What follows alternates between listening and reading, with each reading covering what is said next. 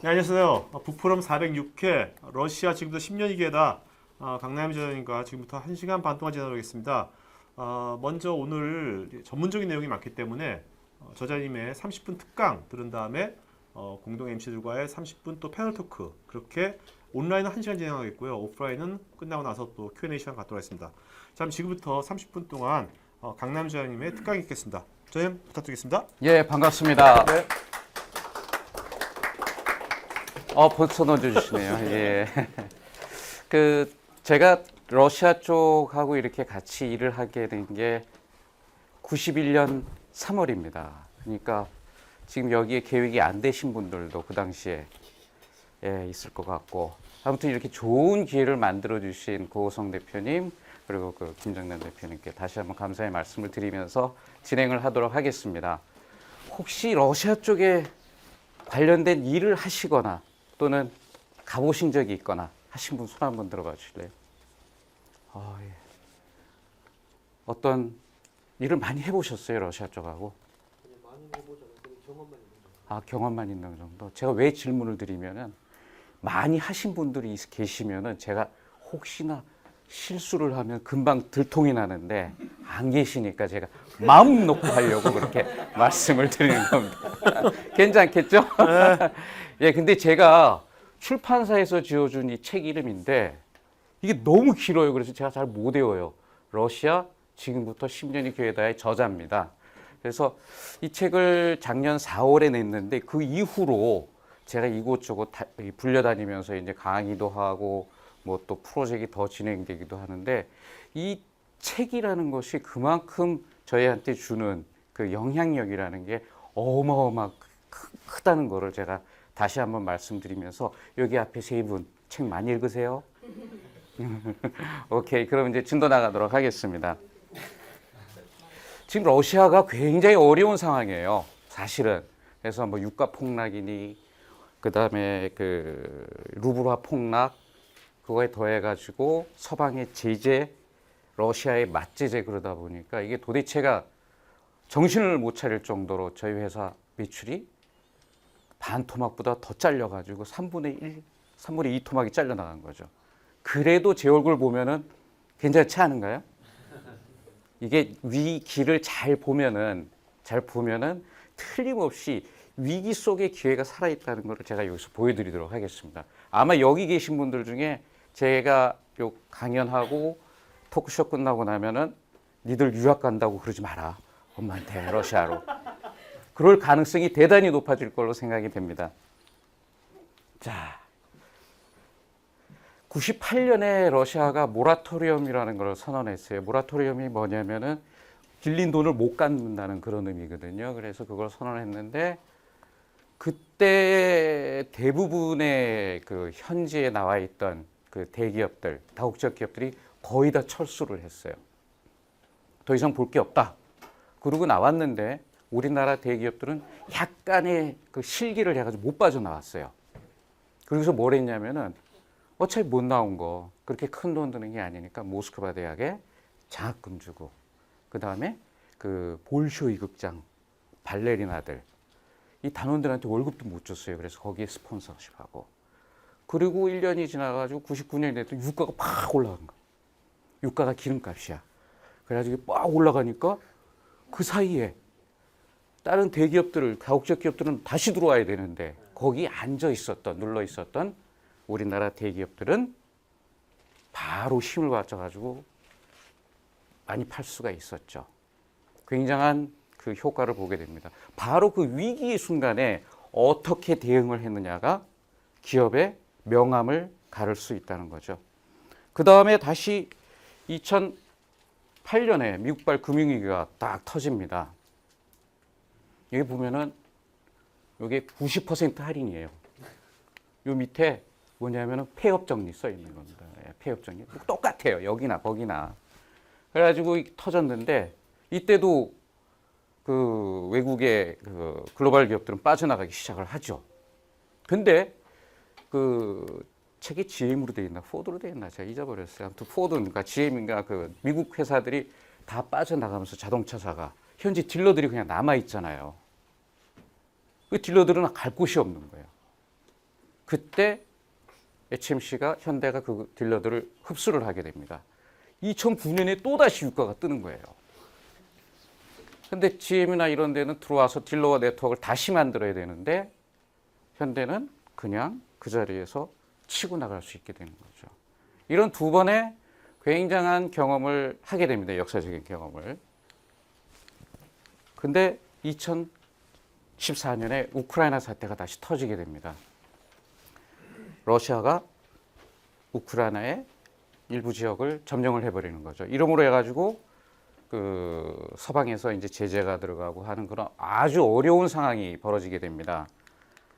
이런 대기업들이 전부 다 또 다시 쫙 빠져나갔습니다. 이 지멘스 같은 경우에는 러시아에서 중전기 분야, 이렇게 변압기, 발전기 이런 것들을 잘 모를 것 같은데 그런 것들을 이렇게 거의 시장 점유율을 80% 정도 고마워 고개 끄덕거려 줘서 80% 정도를 점유를 하고 있었는데 빠져나간 거예요. 시장이 비어 있는 거죠. 근데 한국 기업들도 빠져나가 버렸어요. 이게 좀 역사적인 경험을 우리가 98년에도 했고 2008년에도 했는데도 불구하고 2014년에 또 빠져나가게 되는 겁니다. 이 비어 있는 시장이 되는 건데요. 근데 반면에 보면은 러시아에만 위기가 있었던 게 아니고 한국에도 위기가 있었다는 거죠. 그게 바로 이 안현수라는 친구죠. 지금은 안현수가 아닙니다. 빅토르 아니죠. 제 이름이 강남형이 아니에요. 니콜라이 강입니다. 우리 빅토르아는 한국에 있었으면 아마 선수 생활도 끝났고 아마 좀 비참한 삶을 굉장히 힘든 삶을 살았을 건데 러시아를 선택해가지고 완전히 반전된 그런 삶을 살아가고 있는 거죠. 저도 91년 3월에 모 기업에 다니다가 굉장히 힘든 상황에 처했다가 러시아를 딱 선택하는 순간에 지금 모습 괜찮지 않나요? 고맙습니다.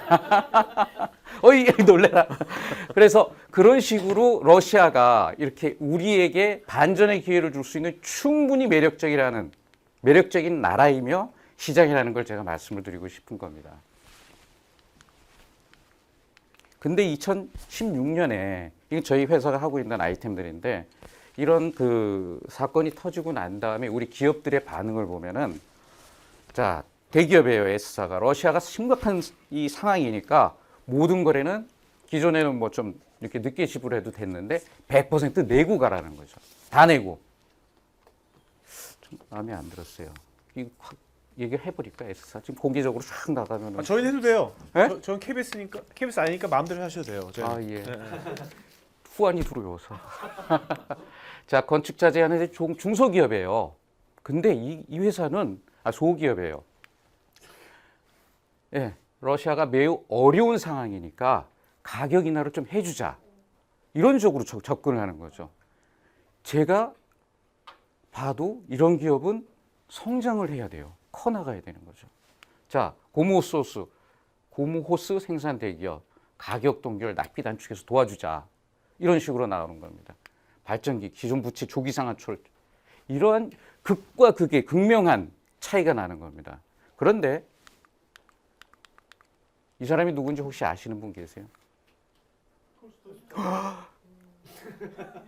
책을 벌써 사인해드려가지고 사인해드릴 수가 없는데 다른 걸로 이따가 제가 하겠습니다. 이분이 하신 말씀이 있어요. 진짜 친구는 곤란할 때 상황이 어려울 때 진정으로 알게 된다 이런 얘기거든요. 진정으로 어려울 때 알게 된다는 거예요. 그러면은 우리 기업들이 좀 전에 슬라이드를 보면은 많이 가야 되네. 이 회사 친구일까요, 아닐까요? 아니지, 그지? 이 회사 친구 맞아요. 그러면은 이게 달면 삼키고 쓰면 뱉는다라는 이런 것이 우리 러시아뿐만 아니고 전 세계를 가도 비즈니스 세계에서 비즈니스가 하는 게 아니고 사람이 하기 때문에 이러한 기본적인 우리 인간의 흐름은 같지 않을까 생각이 듭니다. 근데 제가 왜 10년이 남았냐 그러면은 러시아가 98년 그리고 2008년을 겪으면서 가장 중요한 거를 놓친 게 하나가 있었어요. 이게 기름, 가스, 그런 천연 자원이 워낙 많다 보니까 그것만으로 해도 국민들을 먹여 살릴 수가 있고 재정이 충분했다는 거죠.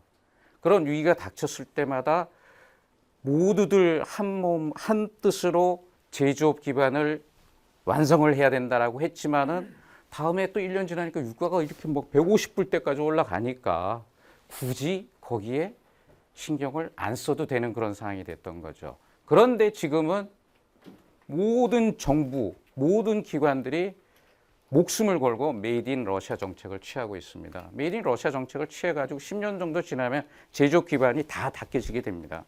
그런데 그때 되면 우리가 팔 게 없잖아요. 그래서 제가 10년 내에 우리가 뭔가를 이루어내지 않으면은 안 된다는 그런 말씀을 드리는 겁니다. 이제 고스자가스라고 해가지고 조달에 대한 건데 조달에 참여하기 위해서는 현지 기업이 반드시 현지에서 생산한 것, 외국산 제품들은 조달 참여 자체, 입찰 참여 자체를 못하게 법제화를 만들어 놓고 있습니다. 이 푸틴 대통령이신데 강한 이미지로 러시아를 강하게 만들어야 된다는 그러한 걸 가지고 있는 거죠. 이렇다시피 우리가 그렇게 많은 시간이 없어요. 러시아가 아직은 시스템이 다 구축이 안 된 상황이기 때문에 우리가 들어갈 여지가 많이 있습니다. 제가 만약에 러시아가 아니고 유럽이나 일본, 미국을 선택했다 그러면은 엄청난 경쟁 상태에서 경쟁 체제하에서 그들과 헤매면서 살아가고 있을지도 모르겠는데 러시아를 선택한 그 한순간 그 전환점으로 인해 가지고 저는 보시다시피 이렇게 잘 살고 있는 것 같습니다. 그렇게 넘어가겠습니다. 자, 러시아의 진실해 가지고 이렇게 보이는데 러시아에 가면은 우리 저 명함 드릴 때 이 사람 이 이름이 이렇게 잘 보일 수 있도록 이렇게 다 공손하게 드립니다. 근데 러시아 사람들은 명함을 이렇게 툭 던져줘요. 그 순간에 우리 대표님들, 회장님들 인생이 확 찌그러집니다. 이거 이렇게 찌그러지는 거죠. 물건 팔러 간 사람이 거기다가 시간은 예전에 우리 그 코리안 타임이라고 그래가지고 15분, 10분 있었잖아요. 여기 30분이 기본이거든요. 근데 우리가 진짜 잘 생각해야 되는 게 시베리아 한복판에 폭풍 한 소리 몰아치는데 거기에 그 집까지 12시까지 간다 그랬는데 그거 어떻게 가요? 좀 높이 던져주세요. 이야. 근데 이게 중요한 부분이 있어요. 모스크바가 완전히 교통지옥이에요. 근데 30분 늦었다고 짜증 부리고 있다가 우리 그렇잖아요. 약속도 못 지키는 사람 비즈니스 할 자격도 없다고. 그거는 한국이나 미국이나 유럽 가서 얘기하시라는 거지. 왜 러시아 와서 그러니까. 러시아는 러시아대로 룰이 있는데 글로벌라이제이션이 될 것이 아니고 러시아의 문화를 존중해 줄 때 그때 비즈니스가 만들어질 수가 있는 거라고 생각이 듭니다. 명함 집어 던진다고 해서 짜증 부리고 그러면 늦었으면 미안할 거 아니에요. 그 사람이, 늦은 사람이. 그걸 이용해 가지고 좀 더 가깝게 다가갈 수 있는 계기를 만드는 게 더 중요하다고 생각이 됩니다. 맞죠? 근데 왜 명함 왜 던져요? 그게 그 사람들이 쑥스러워서 그래요. 이렇게 우리처럼 이렇게 이상한 우리 대기업들은 해가지고 이렇게 해서 이렇게 주라고 교육을 받잖아요. 그냥 뭐 편하게 이렇게 하는 건데 특별한 뭐 기분 나빠서 집어 던지는 건 아니고 그러면 자 심각해요. 이 KGB라고 써 있는 그 지금 FSB라 그러죠.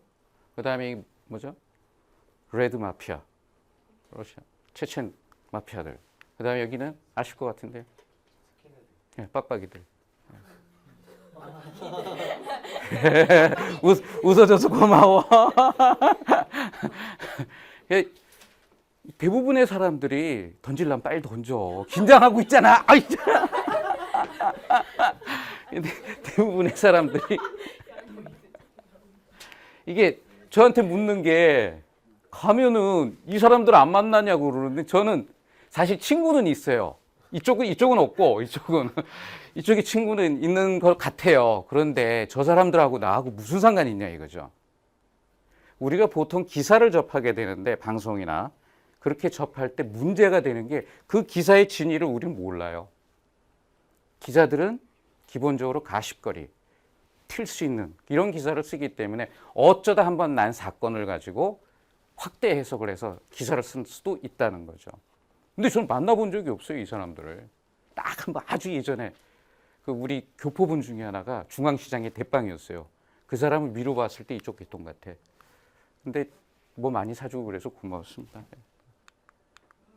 자, 그래서 우리가 어떤 특정 지역의 시장에 들어갈 때 그 무슨 개념으로 들어갈지가 굉장히 중요한 것 같아요. 그래서 미국식으로 갈 것이냐, 아니면 글로벌라이제이션하게 갈 것이냐, 아니면 러시아식으로 갈 거냐가 참 중요할 것 같은데, 사실은 우리가 좀 뭐가 좀 잘못된 것 같아요. 교육을 받을 때부터인가 또는 회사에서도 대기업에서도 특정 시장에는 특정한 모습으로 들어가는 게 맞을 것 같습니다. 글로벌라이제이션을 해서 들어간다고 해서 그 사람들이 그것을 이해해 줄 것이냐. 특히나 우리나라 같이 미국 스타일에 많이 익숙한, 미국의 유학을 많이 갔다 온 분들이 회사의 고위층이 돼가지고 미국 스타일로 했던 사람들이 러시아 가가지고 미국식으로 한다 그러면은 미국 사람이 러시아 사람이 좋아할까요? 러시아하고 미국은 사이가 전혀 안 좋다. 냉전 시대에 양축을 나눴었고 지금은 제재 맞자제로 이런 상태에 있는데 가가지고 미국 스타일로, 제가 발음을 잘 못하는데 아퍼라 한번 보여줄래? 라고 하면은, 아퍼라가 오페라랍니다. 영어하는 사람들이. 저도 못 알아들어요. 그거 하나 딱 외웠어요. 그래서 갈 때는 현지 스타일로, 미국에 가면 미국 스타일로 하시고, 러시아 가면 러시아 스타일로 하시고, 저기 케냐에 가면 케냐 스타일로 가시고, 그런 말씀을 드리고 싶은 겁니다. 자, 이 굉장히 유명한 시인입니다. 튜체프 퓨어도라는 분인데, 러시아는 이성으로 이해할 수도 없고 상식의 잣대로 잴 수도 없다라는 겁니다. 러시아 사람이 러시아는 특이한 나라다. 자기들이 잘 이해를 못해요, 러시아를. 그래서 그냥 믿어주자.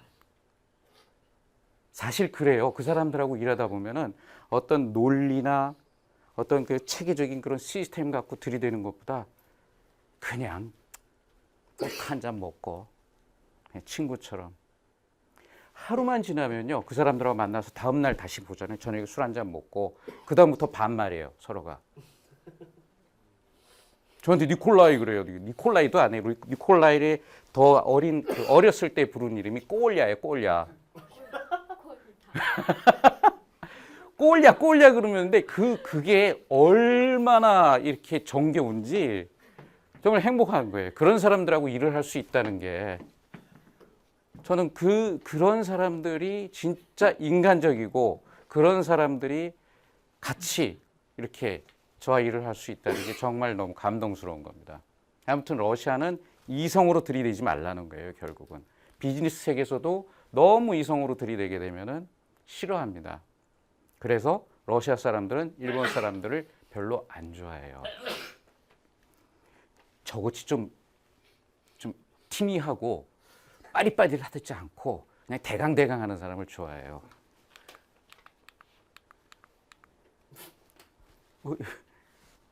이게 지금 잘 안 보이죠?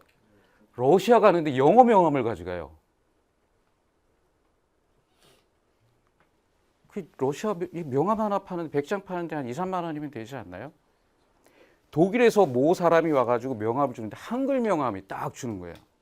기분이 어떻겠어요? 아, 이 사람은 진짜 나하고 같이 비즈니스를 하려고 하는 그 마음이 아주 좋구나, 아주 많구나, 잘해야겠다는 마음이 저절로 우러나겠죠. 근데 우리가 갈 때 영어 명함을 가져가 앞에는 한글, 뒤에는 영어 이렇게 돼 있는 걸 그냥 영어로 주면은, 사실 영어를 잘하는 사람도 그렇게 많지 않지만은 도대체 이 사람이, 우리는 그렇게 가지 맙시다. 자, 이게 사우나 문화예요, 사우나 문화. 거기 가가지고 이렇게 프라이빗하게 개인 사우나를 빌려가지고 한두 시간 이렇게 마시고 즐겁게 놀고 이렇게 해보면은 그 순간에 이제 완전히 친구가 되어주는 거예요. 갑과 을의 관계가 없어집니다. 그냥 친구, 파트너, 같이 가는 사람, 이런 개념으로 서게 되는 거죠. 오늘 아침에 우리 전 대통령의 그 치적에 대해서 누가 올려놓은 게 있더라고요. 거기에 보니까 푸틴 대통령하고 김정일이죠. 김정일이 아니고 노모 대통령이 이렇게 허그하고 있는 게 있더라고요. 근데 그 본 시간이 좀 늦었어요. 이거 미리 올려놨고. 그래서 다음에 제가 바꿔놓도록 하겠습니다. 저 푸틴 대통령이 그런 말씀을 하셨어요. 내가 여기서 일을 하는 거는 친구들을 위한 거다. 정말 친구들을 위한 거다. 러시아 사람들이 그만큼 그 우정, 의리 이런 것들을 굉장히 잘 소중하게 생각한다는 말입니다. 여기서 제가 잠깐 여기 방향을 틀어서 말씀을 드릴 건데 보시면은 러시아의 자존심 이게 불곰이잖아요. 이 미국을 의미하는 거거든요. 지금 승질난 푸틴 형님이 형님 푸틴 대통령이 딱 이러고 있으면 제가 러시아하고 미국 관계가 얼마나 안 좋은지 좀 사례를 들어서 제가 말씀을 드리겠습니다. 성조기를 밑에다 깔고 그렇게 가는 거죠. 빨리빨리 보여드릴게요. 이게 러시아 국기고 이게 좀 미국 지금 아우 보기만 해도 좀 그렇다. 이 지금 성조기를. 예. 이거 빨리 넘어가야 돼. 기획상 못 봤지. 괜찮아요. 알고 있어요. 다 알아요. 자 이거 여기 뭐라고 써요? 세르비아인가요? 이라크, 리비아, 시리아 이 전부 다 미국이 가가지고 집착된 데 아니에요. 러시아 오니까 지금 이렇게 했답니다. 동성애자들. 이거는 그렇죠? 이게 그 푸틴 대통령이 백달에 딱 올라간 겁니다. 예. 아이고야. 합성이 심하다. 이것도 합성이 좀 심하죠? 네. 근데 저런 성향들이 러시아 사람들한테 많이 있어요. 그리고 나이가 좀 드신 분들일수록 그 소비에트 노스탈지아에 걸려 있는 거죠. 그때는 우리 그렇게 불편하게 안 살았는데, 우리 잘 살았는데, 특별히 어려운 것도 없고, 근데 갑자기 자본주의, 자유시장 경제가 들어와서 우리를 흔들어 놓고, 더더욱이나 그런 서방에서 흔들어대니 내국 안에서는 푸틴 대통령의 인기가 쫙 올라갈 수밖에 없는 거죠. 예, 그렇습니다. 그런데 우리가 보통 어떤 걸 선택할 때 조금 앞에 있는 것에 편안함을 선택하는 경우가 많아요. 왜냐하면 당장이 좀 편하기 때문에. 그래서 이렇게 길이 있는 거를 모르고 당장은 들어가기 쉬운 이쪽으로 다들 몰려 있는 거죠. 우리 젊은 세대들도 뭐 취업에 갖고 싶은 직장 1순위가 뭐 선생님, 두 번째가 공무원 등등등등 나오는데 혹시 그게 들어가기 쉽지는 않겠죠, 물론. 하지만 좀 더 편안하고 안정된 그러한 모습이 왜 미래가 보이기 때문에 그렇게 갈 수 있는 거 아닌지 모르겠어요. 여기에 이런 장벽이 있습니다. 러시아가 진입하기가 매우 어렵습니다. 언어적인 장벽, 상관습 완전히 다르고 그런 장벽들이 있는데 뭐 세관, 관료주의 이런 것들이 있는데 이런 것들을 만약에 살짝만 넘어가고 또는 부수고 넘어간다 그러면 이렇게 훤한 길이 있는 거죠. 정말로 고마워. 최고예요. 예? 뭘 달라 그러셨어요? 책 달라고요? 예, 알겠습니다. 고마워. 이야, 깜짝 놀랐잖아. 그런데 여기에 보면 이게 지금 이게 니카그다 니즈다바시 결코 포기하지 말라는 거거든요. 그림을 잘 봐줍시오. 이 그림이 참 중요합니다. 이 두루미가 이 두꺼비거든요. 두꺼비가 잡아먹으려고 하는데 뭐 꽉 잡고 있는 거예요. 그래가지고 있었더니 두루미는 박제가 돼 있고 두꺼비는 여기 꼬냑입니다. 물고 있고 이렇게 해가지고 있다는 겁니다. 그러니까 어떤 경우도 포기하지 말라 그러는데 사실은 러시아가 처음 진입할 때 한국 사람들이 한번 가보고 저 인간들은 명함을 집어던지고 약속 시간 30분 늦어 그러고 할 때가 아니다 그러고 돌아서 버립니다. 전시 한번 참가해보고 이것들 가보니 연락도 없고 아무것도 안 돼. 오는 사람 말도 안 통해. 도대체가 국제화가 안 됐어. 세계화가 안 됐어. 그러고 돌아섭니다. 근데 누군가는 포기하지 않고 끝까지 가는 거거든요. 그런 사람들은 아까 그 장벽을 걷어내고 나면 무주공산이 남아있게 되는 겁니다. 무주공산이. 남들 안 들어가니까 힘들다고. 그만큼 그 내부에 들어가면 블루오션이 되는 거죠. 경쟁이 치열하지 않은 겁니다. 자, 중국에 가보십시오. 엄청나잖아요. 동남아 가보세요. 그치? 그렇습니다. 근데 제 별명이 뭐였냐면은 두꺼비였어요. 고등학교 갈 때. 근데 닮아서. 근데 그냥 두꺼비도 아니고 독두껍이었어요. 근데 앞에 하나 더 붙어요. 신통난 독두껍이었어요. 그래 아마 제가 이 슬라이드를 잘 좋아하는 것 같습니다. 항상 휴대폰에도 컴퓨터에도 항상 놓고 다니고 있습니다. 그래서 러시아하고 맞는 것 같아요. 와, 의리. 저희가 러시아에 가가지고 바이어랑 만날 때 지방 도시에 가면은 바이어 사장이 저를 픽업을 나옵니다. 제가 의리인데 픽업을 나와요. 그래가지고 식당 가고 사우나 가고 밥 먹고 일은 30분 하고. 근데 그 전 과정에서 제가 지갑을 못 꺼내요. 제가 지갑을 못 꺼냅니다. 예. 얼마나 인간적인 사람들이에요. 저는 그런 데서 사는 게 너무 좋아요.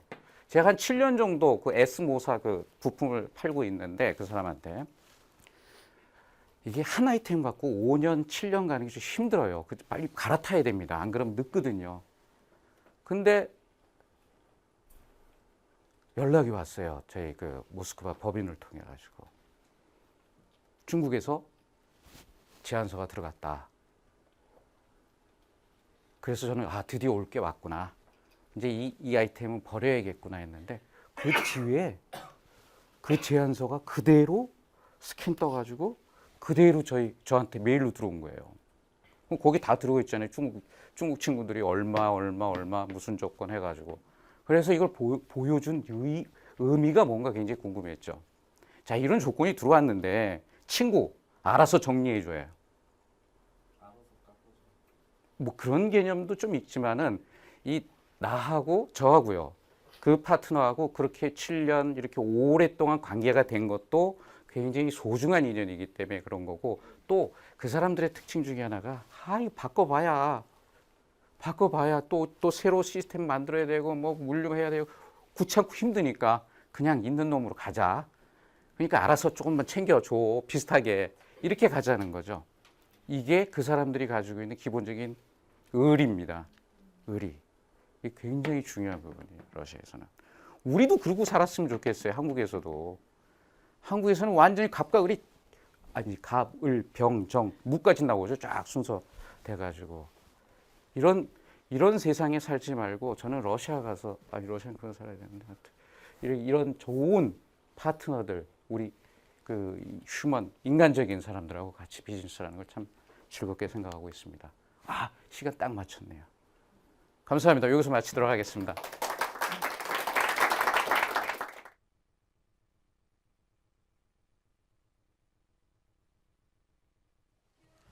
안녕하십니까. 북프로 406회 러시아 지금부터 10년이 기회다.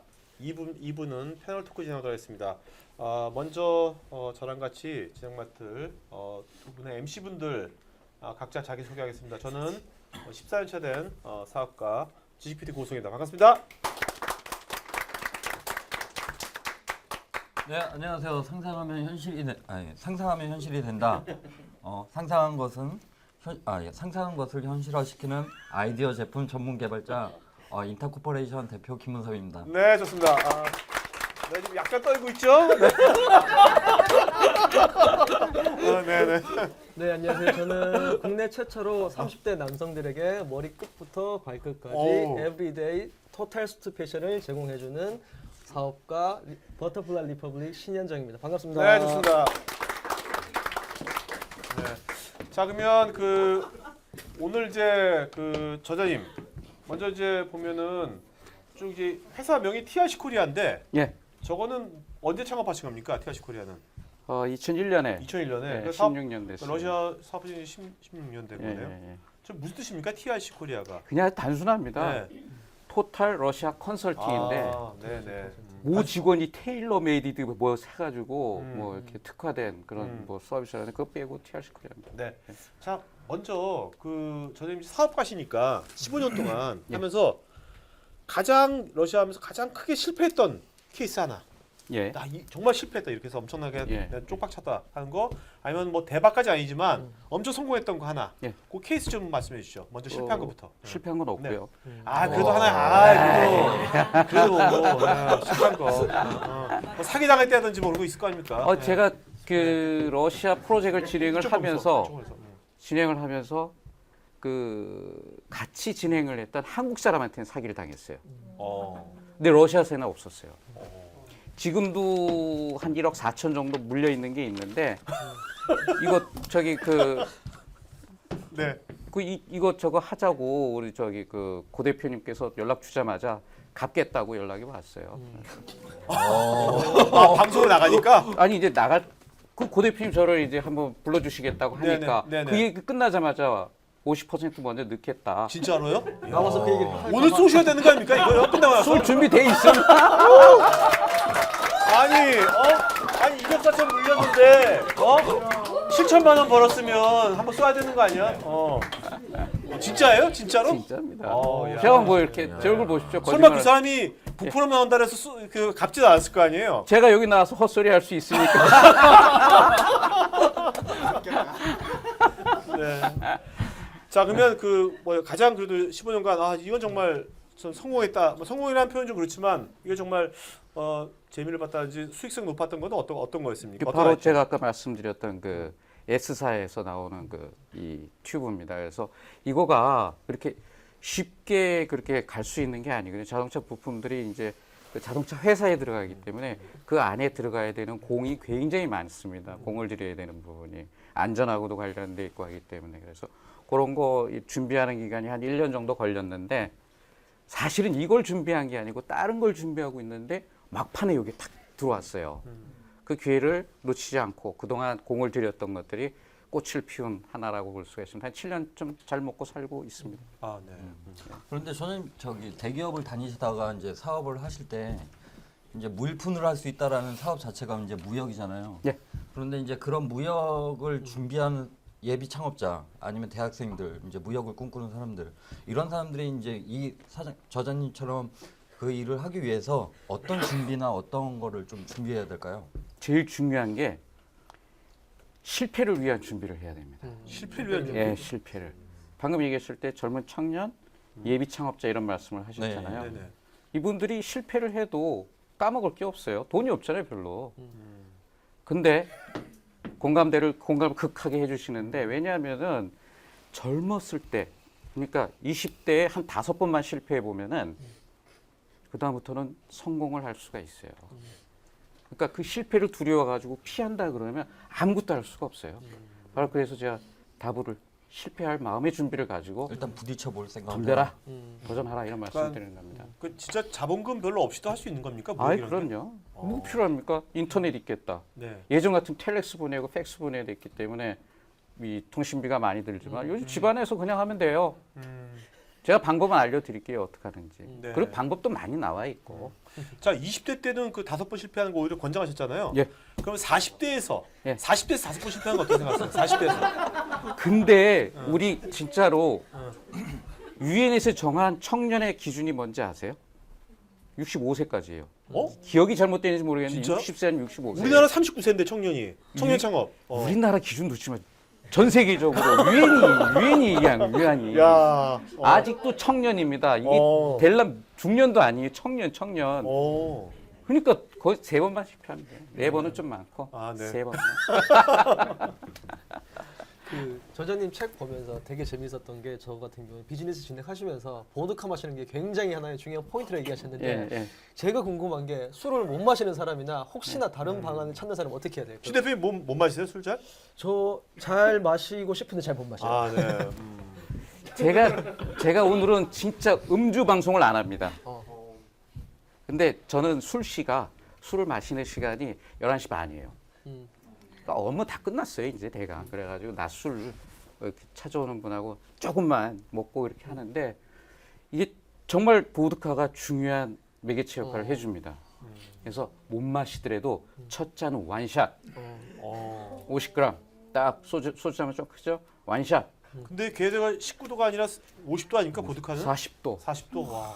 그러니까 미리 준비를 해야 돼요. 뭐 이렇게 위장이 좋아지는 거 뭐 이렇게 좀 보호를 하기 위한 미리 우유도 마셔주고 물도 많이 마시고 그리고 가가지고 완샷 딱 하고 딱 내려놓고 그리고 또 이런 얘기가 있어요. 첫 잔과 두 잔 사이는 총알이 지나가는 것보다 더 빨라야 된다. 내려놓자마자 따라서 바로 마셔야 돼.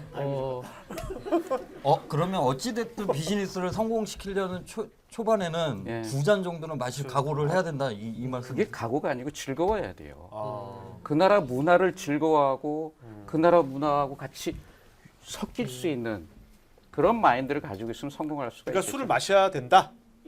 결국은. 자 아까 그 보니까 저는 이제 아까 사우나 사진. 예, 예. 사우나 사진에서 뭐 파티도 한다, 뭐 개인적으로 한다 그랬잖아요. 궁금한 게 뭐 진짜 계속 다 수건을 다 두르고 하는 건지 사진에서 수건을 두른 건지 아니면 실제로 할 때 다 벗고 하는 건지 그게 궁금하거든요. 예. 그거는 없습니까? 이게 이제 선생님 어떻게- 성기가 어떻게 되느냐가 중요한 거겠죠. 근데 여성들하고도 같이 가요. 예? 근데 일본이나 독일 같은 그런 생각을 하지 마시고 네. 수영복을 입고 갑니다. 오. 수영복을 입고 가요. 그래가 우리 그 수영장에 가면은 이렇게 그 사우나 하는 이 도크가 있잖아요. 그 네네네. 안에. 네. 그 들어가면 남자 여자들 수영복 입고 땀 흘리잖아요. 몸 네. 데핀다고. 똑같은 거죠. 이제 사우나가. 그러니까 러시아 비즈니스 미팅 하는데 예. 수영복 입고 다 들어와서 서로. 그러니까 처음부터 비즈니스 미팅은 그렇게 안 되겠죠. 처음부터 벗고 시작하면은 아니 사실 벗는다는 의미가 네. 나를 노출시킨다는 거 아니에요. 네, 그렇죠. 내 안에 뭐 총이 있는지 뭐가 있는지 내 마음속까지는 못 보여줘도 나를 다 보여줄 수 있는 거기 때문에 반드시 그쪽으로 가야 돼요. 예. 그러면 거기까지 가는 단계는 어느 시점부터가 이제 그 정도가 아. 되는 건가요? 그러니까 보통 저는 두 번째 만나면 가요. 야, 굉장히 빠르다. 그러니까 아까 말씀드렸지 첫날 만나고 두 번째부터 야자.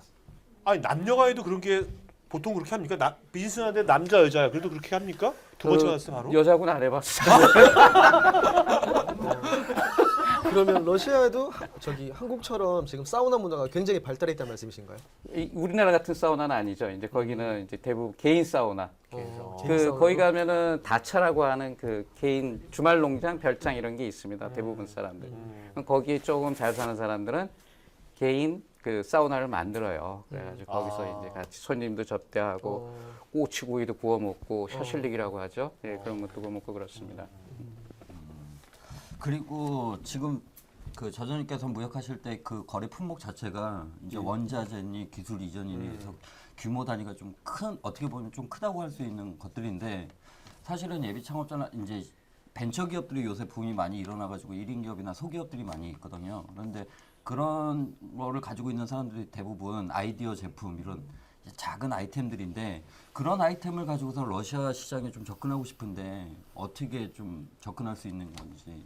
저는 좀 전략을 다르게 가져갔어요. 처음부터 이 경쟁이 치열하지 않는 쪽으로 방향을 잡아서 진행을 해나갔습니다. 그러다 보니까 초기에 이 안착시키기가 좀 쉽지가 않았었는데 그 사실은 소비재 부품, 소비재 이런 것들은 보면 경쟁이 좀 치열하잖아요. 또 아이디어 제품들은 카피에 대한 이 불안감도 있을 것이고 그래서 가능하면은 좀 초기 런칭이 쉽지 않더라도 좀 무거운 거, 좀 남들이 할 수 없는 쪽 그런 아이디어도 그쪽에 해당이 될 수도 있을 것 같습니다. 그래서 그렇게 가시는 게 좋고 쉽다고 해가지고 먼저 생필품, 소비재 이런 쪽으로 접근하게 되면 어마어마하게 많아요. 그런 거 하는 사람들은. 네. 그러니까 아까도 말씀드렸지만은 장벽이 있으면 그 장벽을 뛰어넘을 생각을 해야지 쉬운 길로 갈 생각을 하면 안 된다는 말씀을 강조드리는 겁니다. 근데 어떻습니까? 그 아이디어 제품 같은 것들을 일상용품 말고요. 예. 중국 같은 경우는 아이디어 제품에서 좀 된다 하면은 그냥 카피하잖아요. 예, 바로. 예. 러시아도 그런 카피가 많은 건지 아니면 어떤가요? 사실은 러시아는 그렇게 카피가 많지는 않습니다. 그리고 그 카피를 해낼 수 있는 그러한 좀 능력은 좀 그렇지만은 그런 어떤 뭐 잔재주 같은 거는 잘 안 부리는 것 같습니다. 제가 봤을 때는. 예. 저도 하나 궁금한 거 있었었는데 그 책을 제 저자님 읽다 보니까 저같이 젊은 친구들 이제 취업을 준비하는 친구들이나 이제 직장을 알아볼 때 러시아에서도 젊은 친구들이 거기서 일자리가 아니라 더 잘 사는 유럽 나라에서 일자리를 찾아가서 기업을 운영하시는 분들이 젊은 인력을 구하는 게 쉽지가 않다고 그랬는데 어떻게 현지에서 느끼셨는지 그런 문제는 없는 건지 궁금했었어요. 정리를 다시 해주실래요? 이해가 안 됩니다. 예, 제가. 그 젊은 청년층들이 이제 뭐 공부를 하거나 예. 일을 할 수 있는 친구들이 러시아에 주둔하지 않고 아, 이제 다른 예. 나라에서 일자리를 찾으니까 정작 러시아에 있는 기업들이 일손을 찾는 게 쉽지 않다고 얘기를 하던데 그게 현실인지 어떤지 궁금했어요. 그 누가 그랬어요? 그 제가 숫자가 제가 그랬나요? 아니요.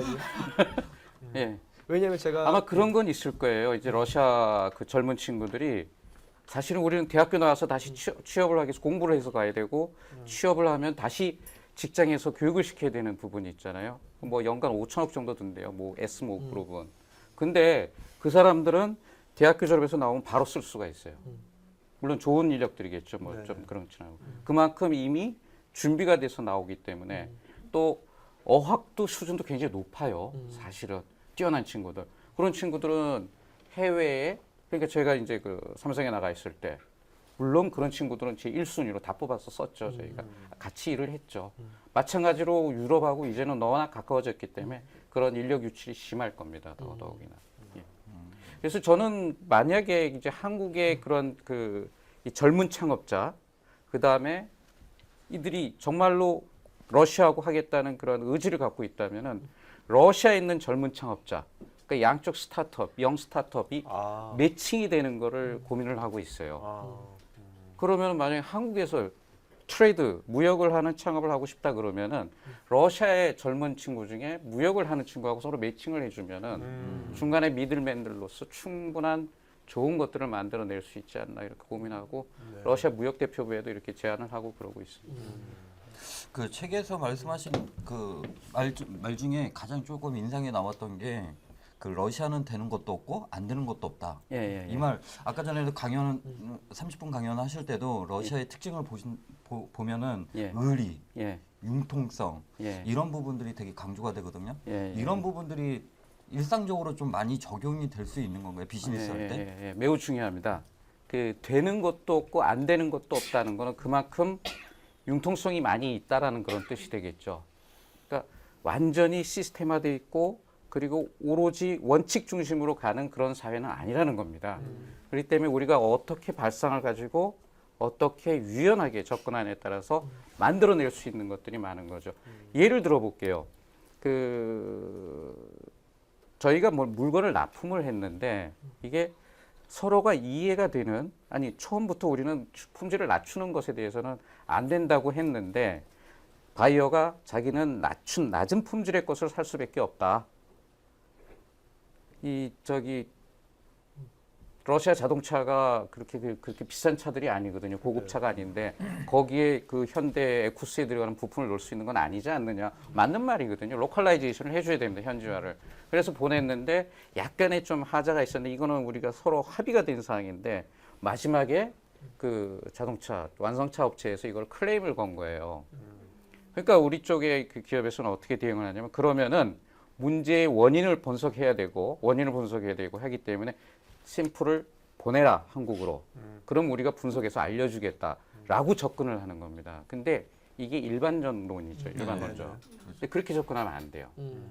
일단은 사진으로 받은 걸 가지고 예상되는 그러한 문제점 그리고 할 수 있는 해결책들을 정리를 해서 먼저 보내주는 겁니다. 그렇게 저희가 가이드를 했어요. 그래서 보내줬고 그거 끝이에요. 그러면 반대로 융통성 때문에 어려움을 해결하는 부분도 있었지만 또 반대로 융통성 때문에 이게 애매모호한 상황이 벌어져가지고 오히려 손해보는 거나 역효과가 난 사례도 있나요? 그렇죠, 있죠. 가령 뭐 이제 시간에 대한 개념. 우리가 이제 언제까지, 저는 이제 중간자 입장이니까, 미들맨이니까, 한국 기업하고 러시아 기업하고 중간에서 저희가 조절을 해야 되는데, 시간에 대한 융통성이 너무 크다 보니까, 한국 기업은 급하잖아요. 빨리 가야 되는데. 그래가지고 프로젝트를 놓치는 경우도 있습니다. 물론 우리가 많이 얘기를 해주죠. 서두르지 말고 기다려보자, 기다리자. 근데 한국 기업들은 그렇지 않거든요. 예, 괜히 서둘러 가는 경우가 많이 있습니다. 예, 급합니다. 그럼 러시아 그 사람들을 현지에서 채용하면 예. 그 사람들은 뭐랄까 뭐 근무 시간이라든지 예. 이런 것도 약간 좀 자기 약간 만만디로 좀 그렇게 하나요? 좀 그렇게? 아니요. 그건 안 그래요? 예, 그렇지 않죠. 정확하게 그 근무 시간 지키고 그 대신 노는 날이 참 많아요. 저기 회사 사장 입장에서는 월급은 똑같이 주는데 많이 노니까 12월 25일 넘어가면 거의 업무들을 안 하잖아요, 우리가. 네네. 근데 언제까지 쉬는지 아세요? 1월 1일? 1월 1일? 2월. 에이, 2월은 좀 그럼 1월 중순 정답. 1월 중순. 1월 중순. 책 드릴게요. 맞췄습니다. 네. 1월 중순. 그러니까 1월 15일. 러시아는 1월 7일이 러시아식 크리스마스. 음. 예, 그러다 보니까 이제 뒤로 쭉 쉬는데 사실 그게 선진국이에요. 뭐 한다고 그렇게 심각하게 사는지. 아 그러면 여기서 궁금한 거, 예. 그 러시아 사람들이 예를 들어서 한국 사람들 같은 경우는 뭐 굉장히 뭐 영특함이나 아니면 신체 같은 경우는 유럽 사람들이 비록 작지만 조금 특이한 부분이 있다면 예. 러시아 사람들의 이런 부분은 정말로 민족성이 있다, 특이성이 있다 그런 부분이 있을까요? 궁금하네요. 러시아 사람의 특이한 예. 예. 네. 민족성. 네. 러시아 사람 경쟁을 싫어해요. 아 경쟁을요? 공산주의 때문이겠습니까? 그 아니, 전에부터. 원래 그 전에부터. 오. 그런 영향도 있을 거예요. 그게 왜냐하면은 옛날에 농노제도가 있었잖아요. 경쟁을 그렇죠. 싫어한다. 그 농노들이 이 지주들이 자기 땅을 더 크게 갖기 위해 가지고 이 농노들을 옆집에서 뺏어와요. 음. 근데 보니까 중앙에서 황제가 보다 보니까 이러면은 자기가 목적 개입을 해서 할 만한 게 별로 없어질 것 같아. 자기들끼리 경쟁 체제 해가지고 잘 먹고 사니까. 네. 그래서 농노 거주 이전에 제한을 해버립니다. 경쟁하지 마. 여기서 다 컨트롤해서 이쪽에 건너주고 해줄 거 해. 충성해. 네. 라는 것부터 시작해가지고 소비에트 시절, 구소련 시절에는 아예 졸업을 하면은 국가가 정한 곳에 가서 근무를 해야 되는 거죠. 그렇게 되는 겁니다. 그러니까 어떤 경쟁이라든지 이런 것들을 싫어합니다. 그래서 비즈니스 할 때도 야 러시아 땅이 크니까 이쪽 지역, 서쪽 지역에는 이쪽 총판, 이쪽 총판 이렇게 주는 게 아니고 하나를 딱 만들어주고 이 총판을 키우는 거예요. 그래가지고 이 총판이 그 밑에 딜러들을 두고서 커나갈 수 있게. 그러니까 뭔가 하는. 수직적인 체계. 그렇죠. 그런 식의 전략이 더 낫습니다. 그러니까 그래서 수평적인 경쟁이 아니라. 그렇죠. 예, 그런 경쟁을 시키면 안 되는 그런 부분들이 있습니다. 예. 그러면 학교에서도 예. 애들한테 시험 안 봅니까? 애들 아유, 1등 꼴등와도 상관없어. 야, 뭐 마음대로 해. 뭐 이렇게 하나요? 경쟁이 없으니까. 요즘은 와 그래. 요즘은 네. 실제로 경쟁을 많이 해요. 거기도 그 사교육이 있습니다. 이제는 오. 사교육이 있는데 그 대부분의 사람들이 그 색깔로 나눠져요. 졸업장이 빨간 졸업장, 초록 졸업장. 졸업장이요? 네, 졸업장이. 아. 빨간 게 1등이야. 계급제가 그렇게 있다는. 예, 그러니까 한 명이 아니고 몇 명이 이렇게 주는 네네. 거죠. 예, 성적은 다 나옵니다. 그렇습니다. 저 같은 경우는 이제 그 해외 쪽하고도 무역을 해보고 이제 실질적으로 이제 커뮤니케이션을 하게 되잖아요. 제품을 팔기 위해서. 그런데 대부분이 이제 미국이나 유럽, 뭐 러시아는 아직 저는 경험이 없어서 모르겠는데 외국들 보면 회신이 거의 없어요. 없거나 늦거나 대응이 없다 보니까 이게 진행되는 건지 안 되는 건지. 그런데 아이템이 나빠서 그런 거 아니에요? 아니요, 아이템 너무 좋아요. 그냥 돌직구인데요. 너무 좋은데 저 책에서 말씀하신 거 보면은 예. 그 아예 기대를 하지 말아라. 그러고 있어라라고 하셨는데 정말 어떻게 그럴 때는 대응을 해야 되는지. 일단 그 나에게 관심을 가질 수 있는 방법을 찾아내셔야죠. 독일에 보낼 때 독일어로 해서 한번 보내보세요. 스페인어 할 때 스페인어, 에스파뇰어로 해서 한번 보내보시고 러시아 보낼 때 러시아로 한번 보내보세요. 그러면 일단 쳐다는 볼 거거든요. 그 반복된 작업을 하셔야 돼요. 노출을 자꾸 시켜야 되는 겁니다. 한번 보내고 답이 없네? 에이 싫은가 보다. 이렇게 끝나는 게 아니고 100번을 보내야 된다는 거죠. 아이템 하나. 그 러시아랑 비슷할 때는 그 우리가 러시아를 모르지 않습니까? 우리나라 사람들이. 예. 그럼 영어로 보내도 그 영어를 그 비즈니스 하시면 영어는 읽을 수 있는 거죠? 그 사람들도 다. 그렇지 않죠. 그렇지 않아요? 네, 그렇지 않죠. 대부분 이게 이제 대표 메일로 들어가지 않습니까? 네. info 골뱅이 지고 쭉쭉쭉쭉 네, 이렇게 그렇죠. 들어가는데 이건 버려진다고 보셔야 돼요. 영어로 가면. 오. 비서가 영어를 잘 모르는데 네. 그거 볼 수가 없죠. 그건 버려지는 겁니다. 오. 일단 러시아 언어가 중요한. 그렇죠. 러시아. 그걸 그렇다면 우리 근데 이분 예를 들면 러시아를 해야 되는데 돈이 없어요. 그럴 수 있잖아요. 번역기도 없단 말이에요. 그래서 요새 보면 구글 검색, 네. 구글 번역기 있잖아요. 그걸로 돌려가지고 해도 괜찮을까요? 그래서 끝에 다는 거죠. 야 미안하다 이거 구글 검색으로 구글 번역을 한 건데 이거 어떻게 생각하세요? 어떻게 생각하세요? 그 사람들이 봤을 때 어떻게 저기 우리 대표님 거는 저한테 보내주세요. 제가 번역해. 아, 예, 감사합니다. 근데 먹힐까요 그런 것도? 그런 안 방법- 먹혀요. 그게 안 무슨 먹혀요? 글입니까? 그림이죠. 그럴 때는 우리 그 코트라나 이런 정부에서 지원하는 제도가 있어요. 번역해주는 그 서비스가 있으니까 그쪽을 활용하시면은 네, 괜찮습니다. 그래서 그런 것들을 많이 활용하시고 가능하면 현지화 이렇게 하려고 노력이 필요할 거로 생각이 됩니다. 그리고 저는 또 하나 궁금한 게 그 이제 언어 문제로 방금 하나 이렇게 한번 솔루션을 제공해 주셨는데 예. 또 하나 궁금했던 게 보통 어떤 기업이든지 기업을 운영하고 저 같은 법인을 운영할 때 고객되는 사람들한테 뭐 신뢰감이라든지 의리를 중요시 하잖아요. 누구나 그렇게 생각을 할 텐데 아까 강의 때도 말씀하신 것처럼 러시아에서 그래도 내가 생각하는 의리는 이런 걸 한번 추구해야 된다. 러시아 사람들은 이거를 그렇게 거기에 맞게 생각한다. 그런 거 조언 주실 게 있을까요? 보드카 드세요. 보드카, 의리는 뭘까? 그것도 중요하지만 러시아 사람들이 느린 시스템으로 가지만은 바라는 건 빨리 가주기를 원해요. 그러니까 바라는 거 빨리.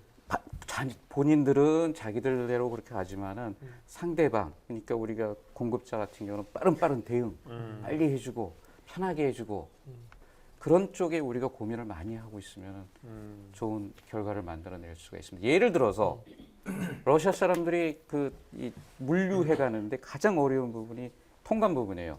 통과. 굉장히 어렵습니다. 이걸 싹 해결해 주는 거예요. 그리고 컨테이너를 떠다가 택배 서비스 하듯이 그냥 갖다 주는 거예요. 네. 그 집 오토도로. 그 집 공장 창고에다가. 그러면 이 많은 부분을 해결해 주는 거잖아요. 바이어 해피하죠. 바이어를 해피하게 하라. 돈이 보인다. 박수 한번 주세요. 그 대표님 저기 요즘 뭐 우리나라도 보면 이제 O2O 모바일로 뭐 배달의 민족에서 여러 가지가 보면 뭐 다 직방 뭐 해가지고 다 이제 모바일에서 많은 서비스가 나오지 않습니까? 중국도 모바일 서비스가 굉장히 많이 활성화돼 있거든요. 그러면 저는 이제 러시아도 그런 이제 모바일 서비스 그리고 현재 그런 것이 활성화돼 있는지 안 돼 있더라도 앞으로 그럼 러시아도 그런 식의 다양한 서비스들이 뭐 앞으로 활성화될 것 같은지 그 점은 어떻습니까? 지금 굉장히 뭐 그 온라인 상에서 네. 온라인 쇼핑도 많이 하고 네. 굉장히 발달돼 있습니다. 모바일 그 사람들 많이 씁니까? 그럼요. 네. 똑같습니다. 오히려 네.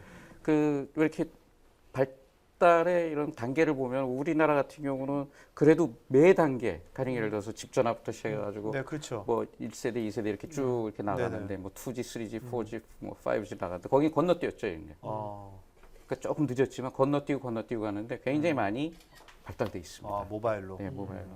방금 저자님께서 그 바이어 창고까지 뭐 갖다 주는 그런 시스템을 말씀하셨는데 일단 제품을 팔려고 하면은 바이어들한테 견적을 줘야 되잖아요. 예. 그런데 통상적으로 저희가 해외 쪽에다 견적을 주게 되면은 FOB 가격으로 해서 이제 제시를 하는데 근데 책에서 말씀하신 저자님께서는 FOB가 아니라 DDP 가격, 그러니까 현재 도착 그 기준으로 해서 이제 가격을 내야 된다. 그게 이제 러시아식이다라고 말씀하셨는데 그러면 저희가 그런 쪽에는 거리나 물류 시스템, 뭐 가격 이런 게 전혀 정보가 없잖아요. 그러면 가격을 FOB 기준으로 저희가 일단 기준 잡고 거기에 플러스 알파를 어떤 식으로 해야 그 DDP 가격 정도를 제한할 수 있을까요?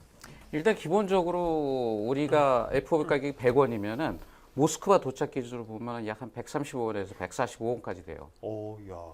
이게 이제 그 수입 부가세가 18%가 붙고 이 관세 환급이 잘 안 돼요.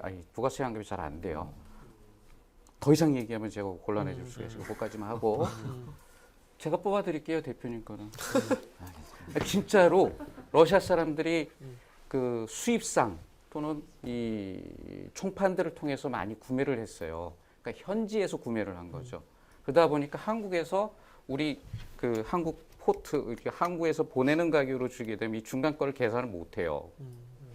해보질 않았으니까. 근데 그거를 잘 해가지고 그 현지 도착가를 주게 되면은 본인이 그동안 샀던 가격하고 이 우리가 보내는 가격하고 바로 비교를 할 수가 있겠죠. 1대1로. 그렇죠. 우리 게 싼 거야, 그러면. 그러면 why not? 우리 거 사기죠. 그러니까 빨리 결정을 할 수 있군요, 그쪽에서. 알 수가 있는 거죠. 네네. 예전 같으면 귀찮아서 버렸을 건데 알려주니까. 그러니까 비교가 명료해지는 거지. 네, 책을 많이 열심히 잘 보셨네. 네. 이제 조만간에 러시아로 진출해야 될 것 같은데. 예. 그 이제 비즈니스적인 그런 것도 있고 제가 또 하나 궁금했던 게 지금 러시아가 이제 우리 동아시아 보면은 예. 이제 일본이나 중국이 힘이 커지는 부분을 견제하려고 이제 에너지 자원이나 정책 협력적으로 그쪽으로 한국에 대해서 많이 협력적으로 가고 싶다 이런 견해들을 전문가들이 밝히시는데 이제 저자님께서는 그런 부분에서 그런 얘기는 현실적으로 맞지 않다 아니면 정말로 피부로 와닿는지 조금 얘기해 줄 수 있으신가요? 오늘 질문 중에 제일 좋은 질문입니다. 이게 그 러시아는 중국하고 관계를 경쟁 상대로 보고 있습니다. 사이도 안 좋아요 예전부터. 지금은 서방의 제재 때문에 약간의 정치적인 그 동조를 하고 있는데 사실 안 좋습니다. 일본은 틀림없는 경쟁 상대예요. 저기 그 섬 문제도 있고 하니까 영토 문제도 있고 하니까. 반면에 한국은 조그만 해가지고 별로 그렇게 관심을 크게 둘 만한 것은 아니에요. 근데 두 나라가 굉장히 보완적인 구조를 갖고 있습니다. 러시아는 사실은 뭐 핵무기라든지 군사기술, 위성기술 이런 큰 쪽의 기술들을 잘 가지고 있어요. 한국은 그런 쪽의 기술은 좀 모자라요. 반면에 생산기술, 상품화하는 기술은 굉장히 발달되어 있습니다. 이 두 가지가 합쳐진다 그러면은 조금 다른 멋진 것들을 만들어낼 수가 있습니다. 그래서 이 러시아에 관심을 많이 가지신 모 전임 장관님께서는 러시아는 머리, 한국은 손이다. 이런 말씀을 하셨어요. 이럴 때도 박수 치셔도 돼요. 네. 질문 하나. 이따가. 끝나고. 저자님께서는 지금 강조를 많이 하셨던 부분 중에 하나가 그 간단하게 표현하면 러시아 비즈니스를 배워라 이 개념인데 그러면 그걸 간단 명료하게 정의한다면 과연 그 어떤 식으로 표현이 가능할까요? 러시아는 돈이다. 제가 원래 책 제목을 그렇게 잡았었어요. 출판사에서 바꿨는데 외우기 힘들잖아요. 읽기도 힘들죠. 러시아는 돈이다 확실한데 저는 러시아를 비즈니스 기회로 보는 거고 출판사는 러시아를 이 책을 매출의 결과로 보기 때문에 이렇게 잡은 것 같습니다. 진짜 러시아는 돈입니다. 자, 그럼 돈이라고 하셨는데 러시아에서 지금 가장 뭐 핫한 트렌드는 뭐고 또 이제 어떤 아이템을 몇 가지 이제 뭔가 추천해 주실 거 아이템이 있다면 어떤 아이템들 추천해 주시죠? 현재 핫한 트렌드하고 아이템 추천. 네. 아이템은 제가 절대 말씀 안 드릴 거고 그거 알면 제가 장사해요. 그게 중요한데 그래도 몇 가지죠. 방향성만이라도 핫한 트렌드, 핫한 네. 트렌드. 네. 러시아는 어디에 목숨 걸고 있다? 제조. 제조. 현지에서 생산하려고 하는 것에 목숨을 걸고 있습니다. 결국은 우리가 뭘 해야 되는지 거기서 답이 나와요. 갖다 팔 생각하지 말고 가서 그 사람들하고 같이 공동의 노력으로 생산을 해낼 수 있는 게 무엇인가. 이게 커다란 뭔가 있을 수도 있겠지만 아주 작은 것도 거기서 이렇게 조립해가지고 할 수 있는 거를 생각해낸다면은 그쪽에서 정부에서도 도움을 줄 거예요. 네. 왜냐하면 그거는 정책 1순위니까. 그런 부분에 생각을 하시면은 아이템은 저절로 따라 나오실 수가 있을 겁니다. 자, 그러면 제조 말고요. 예. 우리 여기 계신 분들도 이게 서비스 분야도 많거든요. 예. 그러니까 우리나라에서 하는 뭔가 이렇게 서비스를 갖고서 러시아 진출한다 예. 한다면 어떤 서비스가 좀 예를 들면 교육 서비스라든지 뭐 여러 가지 거 있을 수 있지 않습니까? 어떤 것이 좀 맞을 수 있을까요? 소프트웨어 그쪽이 참 쉽지는 않아요. 진출하는 게 참 어려운데 가장 지금 우리나라에서 많은 서비스를 하고 있는 것 중에 하나가 의료 서비스입니다. 그쪽에 의료 환경이 너무 안 좋다 보니까 많은 사람들이 한국에 와서 의료 서비스를 받는데 재밌는 예는 아닌데 굉장히 비참한 예를 하나 드릴게요. 제 친구 중에 하나가 장모님이 심장이 좀 안 좋으세요. 그래서 현지에서 수술을 받으셨는데 안 좋으셔가지고 의료 관광을 오신 거죠. 제가 모시고. 러시아 친구. 러시아 친구. 예, 그렇죠. 예, 그래서 와가지고 그래서 수술을 다시 받았는데 수술 끝낸 다음에 의사가 하는 얘기가 뭐냐면은 분명히 연 흔적은 있는데 안에 수술하는 적은 없었답니다. 아이고. 야. 그러니까 열었다가 닫은 거예요, 그냥. 러시아 현지에서 했을 때 옛날에. 그렇죠, 그렇죠. 야. 이게 좀 아주 저도 가십거리를 좋아해가지고 이런 걸 말씀드립니다만 전체적인 건 아니에요. 러시아 그렇다는 건 아닙니다. 그래서 제가 실질적으로 경험한 부분이어가지고 그런데 아무튼 서비스 분야에서는 우리나라가 의료 기술이 굉장히 높기 때문에 환경도 좋고 하기 때문에 많이들 옵니다. 예. 저런 것도 괜찮겠네요. 아까 제조업이 러시아가 이제 앞으로 제조업이 이제 발달한다면 그게 제조 설비가 아니라 제조 물건을 이제 팔 거 아닙니까? 팔면 그 사후 관리라든지 뭐 콜센터라든지 이런 거 관련된 그러니까 제조에서 나온 제품을 팔기 위한 관련된 뭔가 인프라나 관련된 그런 쪽의 서비스 같은 것들이 우리나라가 발달했으니까 그런 부분도 진입해도 뭔가 꽤 괜찮을 것 같다는 생각이 드는데 어떻게 생각하시는지. 고맙습니다. 아이템 얻으신 아이디어, 거예요? 아이디어. 네. 아니 진짜로 음. 이 사실 우리 그 LG나 현대 뭐 이렇게 삼성 이런 데가 해외 나가서 좀 히트를 친 게 그런 어떤 서비스 센터, 콜센터 이쪽 부분에서 확실히 깔고 들어갔기 때문에 자리를 잡을 수가 있었던 거거든요. 네네네. 근데 이제 러시아에서 그래도 그런 대기업들이 그런 것들을 잘 하고 있습니다만은 네. 그런 쪽에서 봤을 때는 굉장히 좋은 그러한 분야임에 틀림없을 것 같습니다. 저 같은 경우는 제품 개발하면서 소비재 쪽을 제품 개발을 좀 많이 하다 보니까 예. 유통 시장이나 이런 부분에 관심이 많이 있는데 지금 요새는 이제 한국 문화가 많이 널려지면서 이제 뭐 가요나 이러면서 한류 열풍 많이 불고 있잖아요. 그런데 뭐 중국이나 일본 이런 쪽은 많이 그 이슈가 돼 있는데 러시아 쪽에 그 한류 열풍이다 뭐 이런 얘기는 많이 듣지를 그렇죠. 못했거든요. 예, 예. 이제 그 분위기는 어떤가요? 지금 이제 극동 지역에는 좀 이상한 현상이 벌어지고 있는데 러시아 스타일이 아닌데 한국 스타일로 그 화장품 로드샵들이 생기기 시작했어요. 뭐 페이스북인가요? 뭐 KB치 페이스북이 아니고 샵 그런 거라든지 뭐 이니스프리라든지 뭐 미샤라든지 이런 것들이 생기고 있고 그 열풍이 점점 이 러시아의 중앙을 거쳐서 서쪽으로 모스크바, 피터스버그 쪽으로 이동하고 있습니다. 그래서 이 한류 열풍을 활용해 가지고 실질적으로 제가 비즈니스를 만들어가고 있습니다. 그런 대형 유통망하고 같이 연결을 해가지고 우리 상품만 한류 열풍이 부는 우리 상품으로만 된 그러한 유통을 가져가고자 이렇게 노력하고 있습니다. 좋은 말씀이세요. 자 그러면 이제 온라인 질문 하나 좀. 온라인. 네, 온라인에서 아까 그 김성무님께서 러시아는 넓은 지역이라 사투리 방언이 많을 것 같은데 특징을 알고 싶습니다. 예를 들면 모스크바와 상페테르부르크, 그다음에 세인트피터스버그, 그다음에 모스크바와 하바롭스크 등 뭐 이런 것들에 대해서 뭐 이렇게 방언들이 엄청 많은지. 일단은 제가 러시아를 그렇게 잘하지 못해요. 그래가지고 방언을 구분할 수 있는 그 정도는 아닌데 아니면 지역적인 특색 같은 거 있습니까? 제가 말씀을 드릴게요. 우리 솔벤질이라 그러잖아요. 네. 요즘 좀 없어졌죠. 이게 워낙 뭐 이제 러시아는 모스크바 벤질이가 있어요. 벤질이 벤지. 표현이 좀 너무했나요, 제가? 그래서 이 좀 뭐라 그러나 그렇잖아요. 서울 얌체 같은. 네네. 그래서 시골에 있는 사람들은 이 모스크바 얌체들을 보고서 그냥 그대로 마스칼 그렇게 해가지고 하면서 이렇게 하는 경우가 있습니다. 그래서 네. 저도 이렇게 지방에 가면은 좀 더 이렇게 부드럽고 좀 푸근하고 하는데 모스크바 가면 좀 싫어요. 예, 너무 빡빡하게 돌아가고. 대체적으로는 다 알아들을 수 있는 건가요? 아니 거의 없어요. 네. 거의 없어요. 그게 전 나라를 동일한 교육 시스템으로 가. 그 러시아를 우리가 배우려면 예. 뭐 어떤 식으로 하는 게 제일 좋을까요? 국내에 사실 중국어는 지금 배울 때 굉장히 많이 나오잖아요. 그래서 중국어는 러시아를 만약에 오늘 이분들께서 나 러시아어 좀 배워야겠다 하면 어떻게 배우는 게 제일 스마트한 방법이겠습니까? 러시아를 배울 때. 뭐학 공부하는데 뭐 스마트한 방법을 있어요. 그냥 해야지 뭐. 뭐 어떤 식으로? 뭐 학원에도 가야 되고 책도 네. 사서 사전도 보고 해야죠.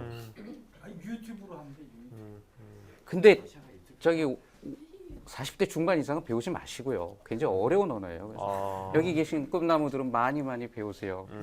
정말로 러시아를 막 배우고 싶었는데 40대 이후는 하지 말라고. 40대 중반. 네. 자, 그다음에 그 류주환님께서 기업 문화를 많이 강조하셨는데 그곳에서 사업을 하시면서 가장 어려웠던 그 기업 문화 관련해서 가장 어려웠던 점은 어떤 건지. 그러니까 진짜 제가 적응하는데 힘들었던 게 손바닥을 펴가지고 니즈나유 무슨 뜻인 것 같으세요? 니즈나. 몰라. 맞아요. 어. 그 소리만 들으면 누가 알아? 이 소리가 그냥 막 자동으로 나가는 거예요. 굉장히 힘들죠. 그러니까 한국 문화에서 그때가 제가 모 기업에서 이제 주재원 생활할 때 괜히 실수를 많이 했어요. 현지 직원들한테 한국식으로. 그러니까 우리 기업 문화로 그냥 들이댄 거죠. 근데 사실 그쪽 문화가 더 맞는 것일 수도 있었는데 그렇듯이 그 문화 차이가 큽니다. 우리나라는 저희 점심 먹고 화장실 가서 양치질 하잖아요. 그 사람들이 직원들이 보도 이런 인간들이 다 있어 이런 생각을 하는 거예요. 그래서 칸막이를 만들어줬어요. 그랬더니 지들도 와서 하더라고. 나중에는. 지들이란다. 그분들도. 그래서 그런 어떤 문화의 완충 역할을 이렇게 많이 해줄 필요도 있고 문화를 소중히 생각해 주시면 될 것 같습니다. 네. 자, 그러면 그 오늘 온라인 방송은 여기까지 하도록 하겠고요. 다음 주 방송 안내해드리겠습니다. 다음 주는 이제 저희가 여기 압구정은요 오늘 처음 오신 분들 계시는데 매주 월요일 날 7시 반에 이렇게 책의 저자분들이나 아니면은 비즈니스를 하시는 실제 CEO분들을 같이 얘기를 나누거든요. 다음 주는 이제 보통 이제 우리 명품 가방들 있죠. 명품 가방에 들어가는 그 금속 액세서리가 있어요. 그거 거의 이제로 이제 시장 재패하신 대도도금이라고 형제 CEO분들이 나오십니다. 그다음에 5월 2일 날에는 우리가 그 에어비앤비 아시죠? 공유경제. 그 에어비앤비를 춘천에서 에어비앤비로 그 방을 빌려주는 사업을 하신 거죠. 그걸 하면서 지금 이제 월 이제 몇백만 원씩 버시는 분이 그걸 어떻게 돈을 벌었는지 그거에 대한 실제적인 얘기를 해주실 겁니다. 네, 그래서 공유경제라는 것이 우리가 꼭 사업가가 아니더라도 공유경제를 우리가 어떻게 생활 속에 활용할 수 있을 것인지. 그다음에 5월 9일 날에는 요새 이제 빅데이터 많이 나오는데 그 데이터를 어떻게 분석하고 그거의 품질을 어떻게 높이고 통합할 것인지 그런 전문 기업 데이터 스트리트 이영선 대표 나오십니다. 자, 그 오늘 그 두 분 오늘 처음 MC 봤는데 잘했죠, 그죠? 네, 이렇게 하면 되는 겁니다. 네. 저자보다 더 떨렸어요. 자, 그러면 그 선생님 마지막으로 한 말씀 맞추러 가죠. 네. 예. 자, 제가 계속해서 말씀드리는 게 문화입니다. 문화. 그 문화에 접근되어질 때 비즈니스도 만들어지는 거고 사람도 만들어질 수가 있습니다.